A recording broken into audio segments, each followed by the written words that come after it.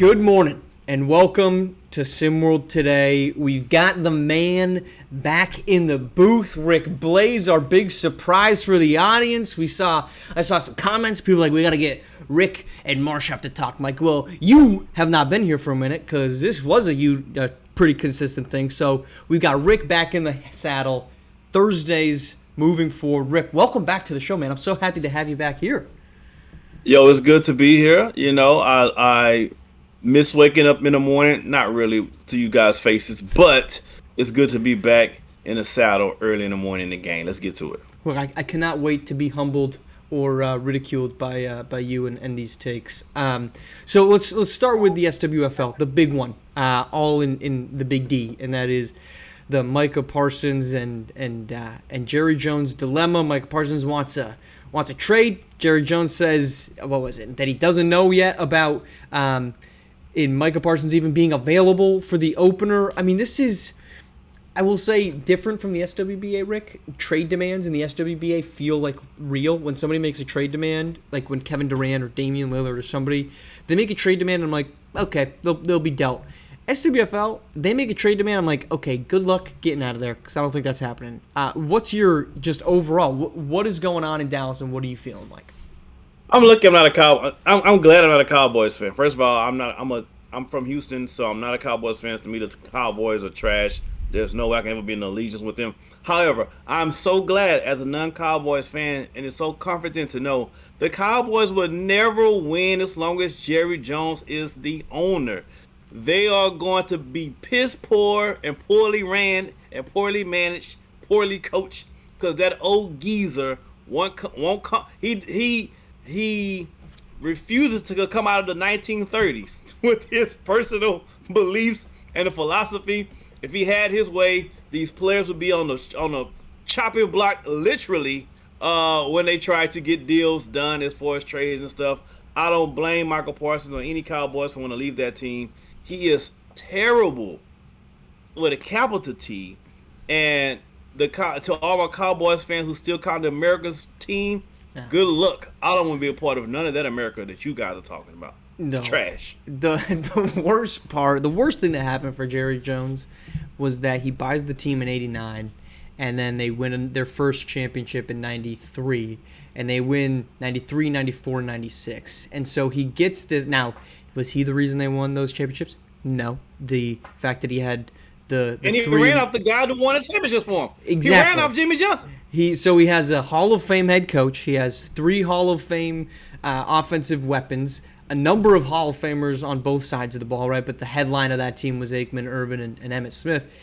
And so I think he's just been operating for the last 3 decades on this persona of I can win a championship. I can be the guy that puts it together. And he's been the general manager. And I will say this. I think this is a faux pas in sports. It feels like you're supposed to have a team when you're born.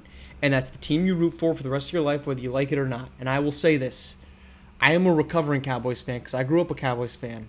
And in 2016, I said, this is stupid. And I don't like this anymore. It is annoying watching this team.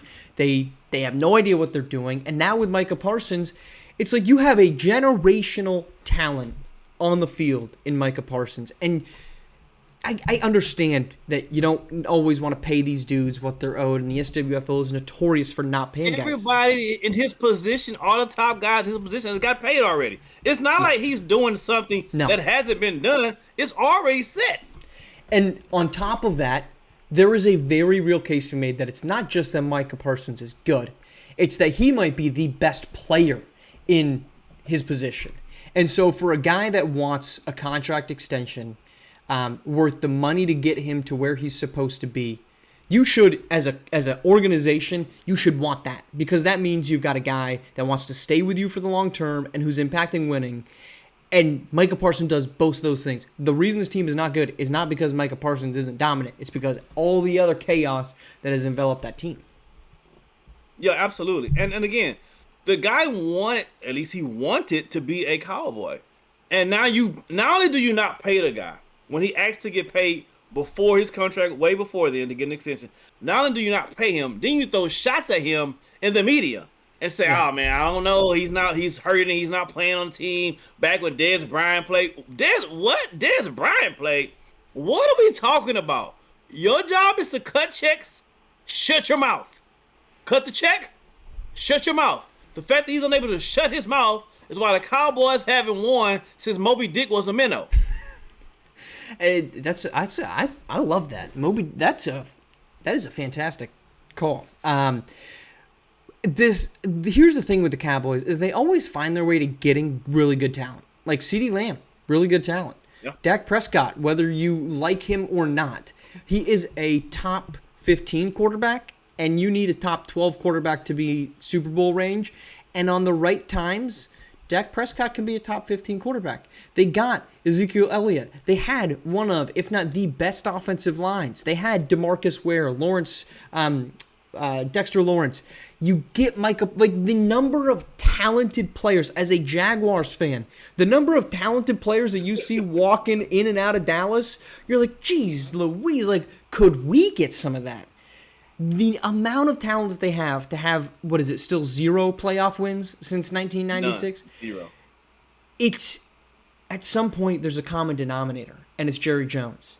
And the fact that you are now going, to your point, to war with your star player, who's as big of a face which is hard to do in the SWFL, but to be a face and a recognizable face in the entire league, and Micah Parsons, and you're going to war with him, it's a continuation of just a complete mismanagement of this organization and a inability to understand we got a really good thing going.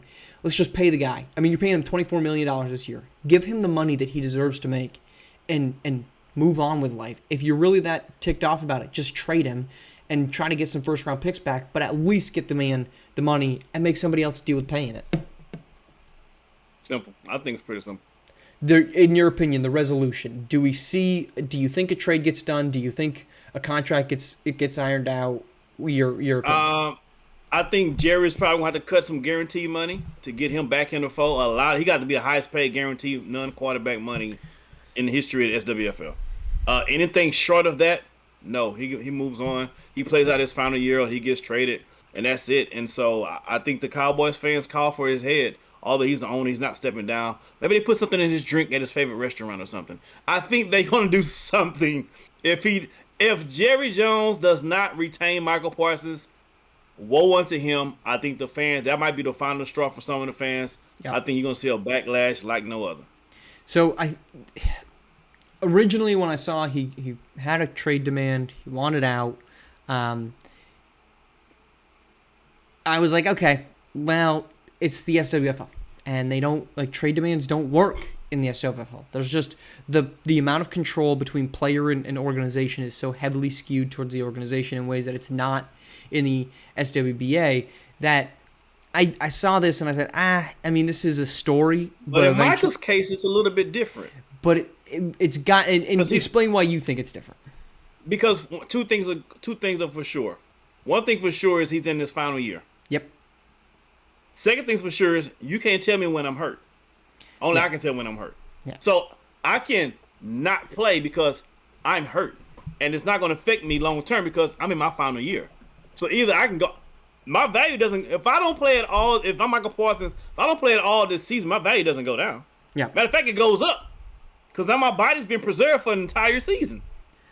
My value only goes up from here. So I have more risk playing without a contract than I do not playing without a contract in my final year. Now, if he had 2-3 years left on his deal, it's not in his advantage. But in this case, right, because he's on his final year, it's at his advantage. Absolutely. And so the other part of why I'm skeptical for any trade in the SWFL is because of the franchise tag, right? Which I think is just an abomination. I think it's absolute terrible that the SWFL has this in existence. I am always a pro player person. I will never be a pro owner type of guy. But the franchise tag, if I'm sure plenty of are familiar, but right, it gets you have to accept it, right? The team offers it, they tag you, you can't go anywhere, even if you're an unrestricted free agent. And it's for, I think it's average of the top 3 players at your position. Now, the irony of it is that the guys that get franchise tagged are often the guys that want the money, the team doesn't want to pay them the money, and they still end up franchise tagging them. Kirk Cousins was the prime example, who's made just a masterclass in how to make your money in the SWFL. So The challenge with the franchise tag is it gives you 1 year of really good earnings, but the prime years in football are so short. Like by the time you're 29, it is just because the beating you're taking, you're pretty much done.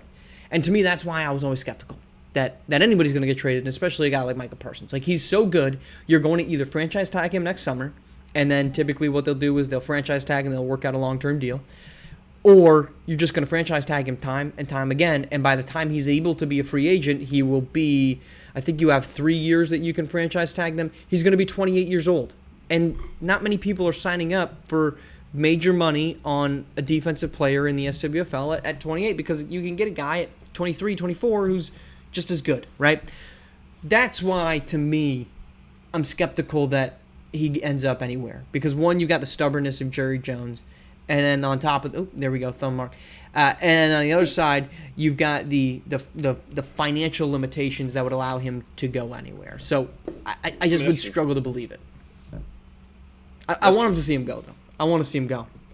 Because did you see the article or the tweet on social media said that if he comes to if Parsons comes to the Rams, then Donald said he might come out of retirement. I did see that. Aaron Donald saying, "Hey, he retweeted, if the Rams get Parsons, he may have to consider coming out of retirement to play." That is crazy to even think about. I mean, you want to talk about specifically, right? The Aaron Donald retired at 30. I mean, that's the perfect example of the prime years of especially defensive linemen and pass rushers. Prime years are short, man. They are short in terms of like Chris Jones. The fact that Chris Jones is doing what he's doing in Kansas City for as long as he's been doing it.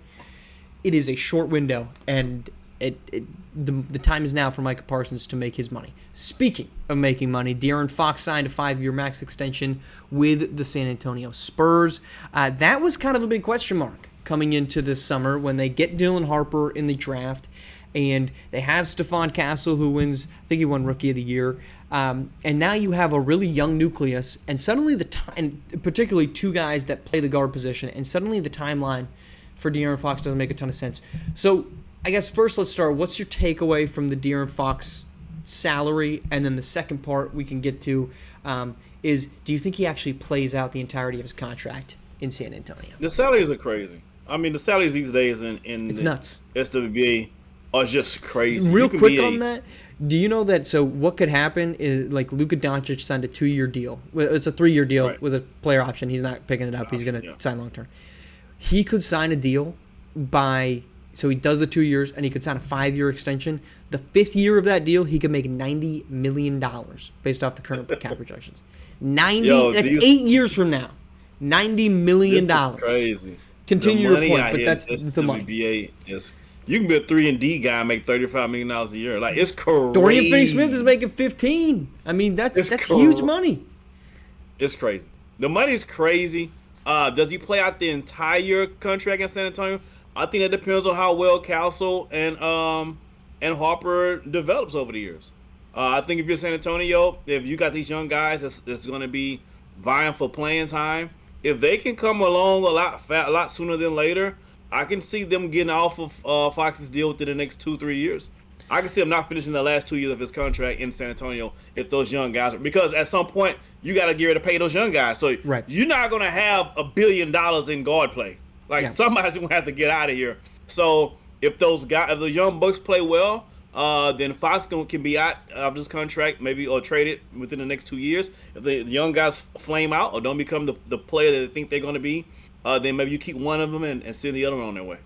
So I don't love that the first question when I see a player like De'Aaron Fox, who's all-star caliber point guard, I don't love that the first thing I think of when he gets signed is, does he finish this contract? Like, really, that should be nice. This is a good signing. San Antonio's got, obviously, Big Vic, and they'll figure everything else out, but at least they have that. I'm not trying to turn this back to the Warriors, but I think they're a great example of this. What is the stalemate with Jonathan Kuminga? The Warriors want his salary, right? They want the $20 to $25 million salary spot on their roster so that they can go star hunting, right? It was the big hurdle that a lot of teams had with trying to get Jimmy Butler and Kevin Durant, and it's why the Jalen Green contract, as you're well aware of, was a great piece because it was $30 million that you can take and you can put into a deal that you want to get a star. Is De'Aaron Fox good? De'Aaron Fox is good. Is he elite? I don't know if he's elite. I think he's a great point guard. I wouldn't say he's elite point guard. But what does De'Aaron Fox? No, right. So what does De'Aaron Fox give you? Well, you have the first round pick from Atlanta. You've got other first round picks, I think, from a couple other spots. You've got a cachet of first, I guess is what I'm getting at. And now you've got the salary spot. And so eventually, and De'Aaron Fox kind of did this, but eventually somebody's going to look at San Antonio and say, I could play next to Victor Wembanyama. And what if things go a little poorly in Phoenix and Devin Booker starts knocking on the door? That's an upgrade. What if suddenly things in Milwaukee don't go that great and you've got now a $25 million or however many $1 million, I don't remember what the first year deal is. I could go get Giannis and I could put him next to big Victor Wembanyama. To me, that was the most interesting part, was that now you have the big salary spot to go big game hunting. You take that salary spot with a really good player, add a couple firsts and upgrade, and your team looks a heck of... What if Jaylen Brown, right? Jaylen Brown, what if the Celtics say, what if we could get some draft capital back and get De'Aaron Fox, and we'll give you Jaylen Brown in exchange, and now we can start retooling this thing for the next era when Jason Tatum comes back. That's the piece that no one talks about enough. The Boston piece with the Jason Tatum and the Jaylen Brown. Now things changed a little bit because Tatum got hurt with his Achilles, so we don't know how he's going to come back from that. But the amount of money those two guys are making currently on that team, and considering who else the Celtics need to sign year in and year out, I always felt there was going to have to be a change. One of those two guys was going to have to get moved eventually. Now things may have changed because of the injury now, right? And that may be the reason why I want him to get moved. But I always thought the Celtics situation was going to set the tone on how players are going to move, on how teams are going to move with these two max guys on the team at one time. So I'm yet to see how it works out. And I think the Celtics are probably going to be the first domino to fall to kind of be like, okay, this is how we're going to do it. Because I think they have to make a choice. I don't think you can have two guys making almost $1 billion combined and then sign 10 other guys to your team at the same time. Yeah, I would say I agree with you when you're speaking financials, because I think when the conversation was, oh, you got to trade one of Jason Tatum and Jaylen Brown, from a player standpoint, especially now that they won a championship and Jaylen Brown was the Finals MVP, from a player standpoint, those guys are perfect. Every team in the league wants two big, rangy, switchable wings, guys that can create on the ball and shoot the three. Perfect. The problem for Boston is the finances, and that's why Derek White gone, or not gone, but was rumored to be on the chop block. Drew Holiday, gone. Kristaps Porzingis, gone. You can't, underneath the current rules with the second apron limitations, teams do not have the ability, and we're going to get some major question marks in Oklahoma City before too long. You cannot have more than two guys making max money. De'Aaron Fox's deal, year 1, 49, year 2, 53, 57, 61. In 2 years' time, Victor Wembanyama is going to be signing the rookie max extension. It's going to be put on the table, and he's going to sign it right away. There's going to be no debate about it. It's going to be 5-year, whatever the max amount of money that he can make at that point is going to be. It's going to be a super max, too, because he's probably going to be all SWBA or win Defensive Player of the Year. So you cannot have financially a team with more than two guys making max money and still be under the second apron. San Antonio, by making this deal, that's there. You are going to be pushing up against the limit. This is the window that they have to get the big contracts. Then you probably have a 1 to 2 year window where you can be in that range. And that was the conversation, Rick, again about Boston even before Tatum's injury. Was this season is it? Like financially, this team is not sustainable after this year. San Antonio is now looking at that future 3-4 years from now and saying, okay, that's going to be us. Now is kind of the window to win. Yep, same in Oklahoma. Like I said, Oklahoma City is going to be the same situation. You can't have all those guys and still have a competitive team. You know, it's going to be like very top heavy, and the rest of them going to be scrubs playing for pennies because you can't afford anyone else. So it's going to be interesting to see how these play out. But what I do like about it, it allows at least some sort of parity to kind of trickle within the league, because you're unable to keep all of your great players, even if they're homegrown, like OKC has done a very good job of doing. Like it's a fortunate/unfortunate situation. The good thing is you're great at drafting. The bad thing is you're great at drafting. So those guys that become great players are going to want a lot of money, and you got to get rid of them at some point in time.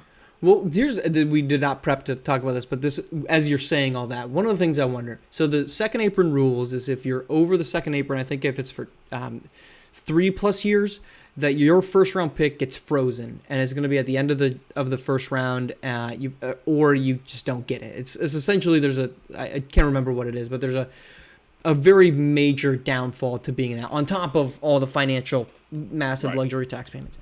But I would wonder, because to your last point, Oklahoma City, their biggest enemy is themselves, because Sam Presti is a genius. I wonder if they say, well, we've got these three guys on max deals, Shea, SGA, and Jalen, or excuse me, Shea, Chet, and Jalen Williams. Could they trade, let's say, Kason Wallace, and if they got a first-round pick back from the Chicago Bulls, that'd be a bad one, but let's just say they gave it to him. Would they be able to use that Chicago Bulls pick if it ended up at number 16? Because the track record for the Thunder, they could just be like, we'll churn, and if we draft somebody who's better than Chet, we'll trade Chet, we'll give this new guy the max deal. Maybe we'll give it to, I don't know, Jalen or D'Angelo Jordan, right? He comes around, we can make that swap. And then you're just rotating the max salary spots. And you're just like, well, we don't care about our first-round pick. It could be at the end because we're just taking everybody else's in the league.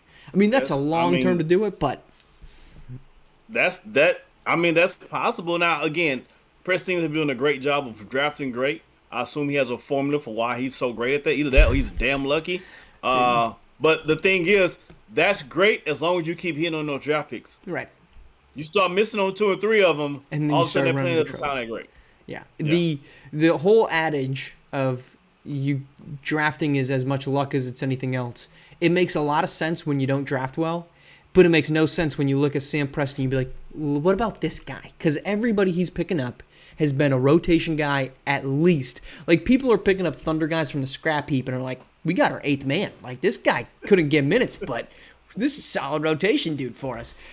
So the glamour and the appeal of anything out of Oklahoma City is there. Rick, I appreciate you getting back on. I am excited that we're going to have you rolling here on Thursdays moving forward. So surprise to everybody. Welcome back to the man, the myth, the legend, Rick Blaze. We're back tomorrow morning, of course, on Friday with our man Yells. Good to see you, Rick. We'll talk to you next week, and we'll talk to you all tomorrow morning here on SimWorld TV. The only place you can see the game, be the game.